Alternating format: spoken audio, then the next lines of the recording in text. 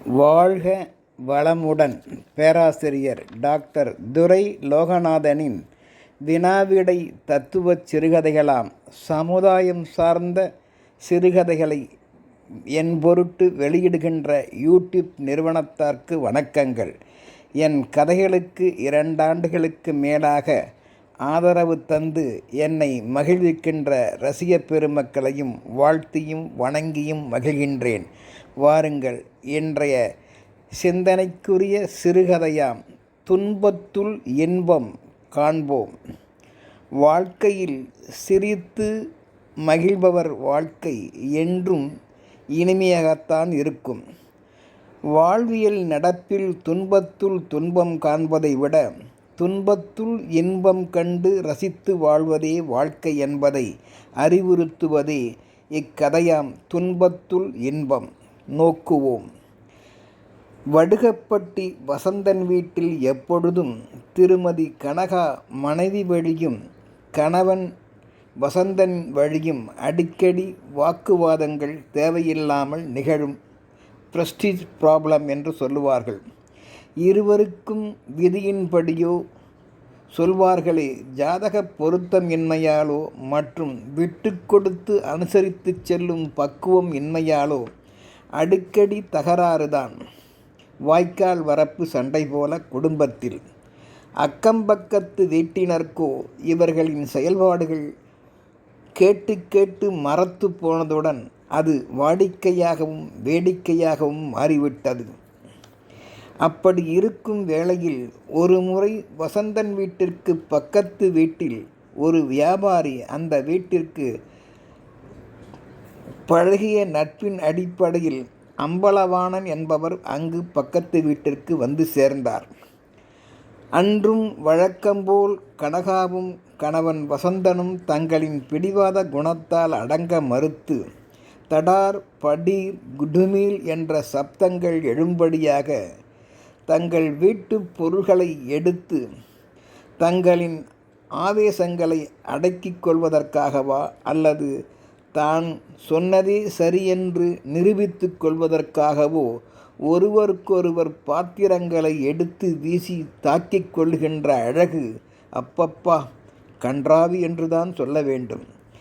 இந்த எதிர்பாராத விபரீத சப்தங்கள் வந்த விருந்தினராம் பக்கத்து வீட்டு அம்பலவாணருக்கு பேரதிர்ச்சியை உண்டாக்கியது.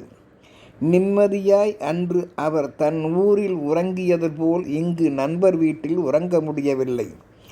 அதனை மறுநாள் உணர்ந்த அந்த வீட்டு நண்பர், பக்கத்து வீடு எப்படியப்பா எப்படி நீ தாங்கிக் கொள்கிறாய் என்று அரசபுரசலாக கேட்ப, என்னப்பா செய்வது அம்பலவானா?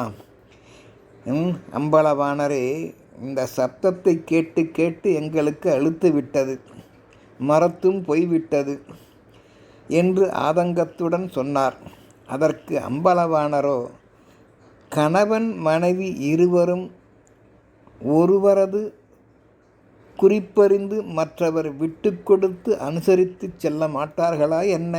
இப்படியா அடித்து கொள்வார்கள் சிறு குழந்தைகள் போல்? பக்குவம் இல்லையப்பா. நம்மை ஊரார் கேலி செய்வரே என்ற அச்சமோ நாசுக்கோ என்றுமே எப்போதுமே அவர்களுக்கு துளிகூட இருக்காதா என்றிட, சரி புரிகிறது அம்பலவானரே, வருத்தப்படாதீர்கள். வசந்தன் வீட்டினருக்கு அது மட்டும் புரியவில்லையே, நாம் என்ன செய்ய முடியும்? கேட்டாலும் எதிர்த்து பேசி இருவருமே வெளியே வந்து நம்மை பார்த்து ஒரு முறைத்து லுக்கு விட்டு அடங்கவும் மறுக்கின்றார்கள். என்ன செய்ய முடியும்? நாங்கள் எங்களையும் அறியாமல் தப்பித்தவறி அவர்கள் சாந்தமாயிருக்கும் ஓரிரு நாட்களில் சென்று கேட்டால் கூட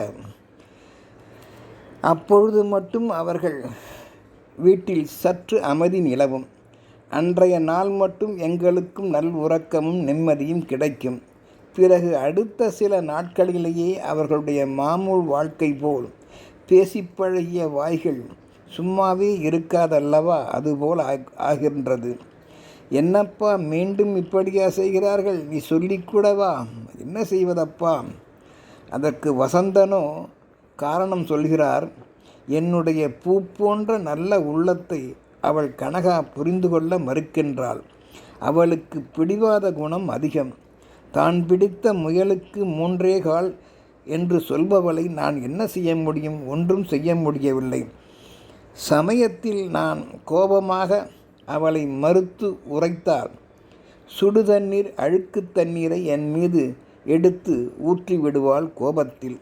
எனக்கும் ஆண் மகனாயிற்றே, ரோசம் வராதா என்ன?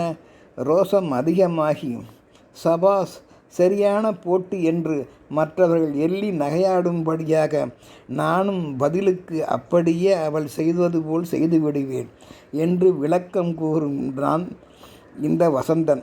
இப்படி விளக்கம் கூறும் வசந்தரிடம் வாதத்திற்கு மருந்து உண்டு, பிடிவாதத்திற்கு மருந்து உண்டோ என்பது போல் எண்ணி விடுவோம். என்ன செய்ய முடியும்? இப்படியே எங்களுக்கு பழக்கமாகிவிட்டது அம்பலவாணரே என்று நாசுக்காக சொல்ல, உங்களுக்கு அம்பலவாணரே இது ஒரு புதிது அல்லவா என்றிட, அம்பலவாணரோ விடாமல், வேடிக்கைதானப்பா பக்கத்து வீட்டு செயல், நடந்ததை அப்படியே கூறும் இந்த வசந்தனின் கூற்றும் சிந்திக்க வேண்டியதுதான். அவர் செய்வது சொல்வது பழிக்கு பழி என்பது போல் உள்ளது. குடும்ப செயல்பாட்டை மற்றவரிடம் வெளியிடக்கூடாது என்பது கூடவா அவர்களுக்கு புரியாது? யாரேனும் ஒருவர் குடும்ப நலன் கருதி விட்டு கொடுத்து போகலாமே. விட்டு கொடுத்தவன் கெட்டுப்போவதில்லையே. ஏன் மனைவி கோபித்தாள் என்ன? அவளை தன் மகனாகவோ மகளாகவோ பேர குழந்தையாகவோ எண்ணி அவள் செயல்பாட்டை பொறுத்து கொள்ளக்கூடாதா என்ன? அனுசரித்து போவதுதான் குடும்பத்திற்கு நல்லது. எதிர்வாதம் செய்வது தவறப்பா. துன்பத்தில் மகிழ்ச்சியை ஏற்படுத்தி நாசுக்காய் விலகிச் செல்லுதலே உத்தமம். ஊரார் கேலிக்கு ஆளாகாமல் இருக்க அதுவே சிறந்த வழி என்று அம்பலவாணர் கூறியதுடன் மேலும் அவர் யோசித்து பழைய ஞாபகம் வந்த ஒரு செய்தியை கூறினார். இப்படித்தானப்பா ஒரு முறை ஒரு ஆசிரியர் வீட்டில் இதே போன்ற சம்பவம் நடந்தது. அந்த ஆசிரியரின் பெயர் சாதுவன். பெயருக்கேற்ப சாதுவர். மிகவும் நல்லவர். எதையும் எளிதாக எடுத்துக்கொண்டு எதிர்ப்போரையும் மகிழ்ச்சியில் ஆழ்த்தி விடக்கூடிய சிந்தனைக்கை உரிய செம்மல் என்றே சொல்லலாம். சிந்திக்க செய்து விடுவார் மற்றவரையும் தன்னுடைய அன்பான அடக்கத்தால். ஆசிரியர் சாதுவன் அப்படிப்பட்டவர்தான். ஒரு முறை தன் நண்பர்கள் சிலரை அந்த சாதுவன் ஆசிரியர் தன் மனைவி ரோகிணியின் சம்மதமில்லாமல் எதிர்பாராத விதமாய் விருந்துக்கு அவர்களை அழைத்து வந்துவிட்டார். ரோகிணி பெயருக்கு ஏற்ப நட்சத்திரமல்லவா அவள். அந்த ரோகிணி நட்சத்திரம் சூடாகிவிட்டது. நண்பர்கள் முன்னிலையில் இவரோ கெத்தாக சாதுவன் சொன்னார். உணவு தயார் செய் என்று உத்தரவிட்டார் சாதுவன். ரோகிணிக்கு கோபம் பொங்கிட, சாதம் பொங்கிட முடியாது என்பதை தெரிவிக்க எதையும் முன்பின் யோசிக்காமல் வந்த நண்பர்கள் காதுகளில் கேட்கும்படியாக, அவர்கள் காதுகளே செவிடு ஆகும்படியாக அடுப்பங்கரையில் அடுக்கியுள்ள பாத்திரங்களையெல்லாம் கீழே தள்ளிவிட்டால் தடார் படார் படீரென்று உருண்டு ஓடியது. சப்தம் காதை அடைத்தது. வந்த நண்பர்கள் நிலைமையை புரிந்து கொண்டார்கள். உடனே கிளம்பிட தயாரானார்கள். அதையும் உணர்ந்து கொண்டு கவனிக்காதவர் போல், எதையும் யோசிக்காதவர் போல் ஆசிரியர் சாதுவன், நடக்கட்டும், விருந்து சீக்கிரம் ஆகட்டும், நண்பர்கள் அவசரமாய் கிளம்பி விடுவார்கள் போல் தெரிகிறது என்றிட, வெகுண்ட ரோகிணி வெளியே வந்து அந்த நண்பர்கள் முன்னிலையில் அங்கு அமர்ந்திருந்த தன் கணவர் சாதுவன் மேல் அரிசி களைஞ்ச அந்த அழுக்கு தண்ணீரை வட்டாவில் வைத்து எடுத்து கொண்டு வந்து அந்த ஆசிரியர் சாதுவன் தலையில் ஊற்றி குளிப்பாட்டினாள். நண்பர்கள் பயந்து விட்டனர். துன்பத்தின் இடையே இன்பத்தை வெளிப்படுத்திய அந்த தருணம் ஆசிரியர் சாதுவனின் சாமர்த்தியம் என்றே சொல்லலாம். நண்பர்களை பார்த்து சொன்னார். அந்த சூழலில் கூட துன்பத்தில் இன்பத்தை வரவழைக்க சொன்னார். முன்பு எங்கள் வீட்டில் பாத்திரங்களின் ஓசை கேட்டதே அல்லவா? அது ஒன்றுமில்லை, எங்கள் இல்லத்தில் இடி இடித்தது. அழுக்கு தண்ணீர் ஊற்றிய இக்காட்சி வழியே நீங்கள் புரிந்து கொள்ள வேண்டியது, எங்கள் இல்லத்தில் தற்போது மழை பெய்கிறது. இடி இடித்தும் மழை பெய்தும் என்று சொன்ன சாதுர்த்திய அந்த பேச்சு நிகழ்ச்சி என்பது ரோகிணியையும் சிரிக்க வைத்துவிட்டது. நண்பர்களும் உடன் சிரித்தனர். சாதமும் மற்ற பொருட்களும் உடன் தயாராகி விருந்தும் தடபுடலாக நடந்தது. எல்லோரும் சிரித்து மகிழ்ந்தனர் என்பதை என் தாத்தா சொன்ன பழைய கதை ஒன்றின் வழி அறியலாம் என்றார் அம்பலவாணர். இந்நிகழ்ச்சி வழியே எதையும் சமாளித்து வாழ்வதே வாழ்க்கை என்பதை நாம் அறிவதுடன், துன்பத்துள் இன்பமும் இன்பத்துள் துன்பமும் கலந்ததே வாழ்க்கை என்பதை உணர்வோம். அனுசரித்து வாழ்வோம். வாழ்க வளமுடன்.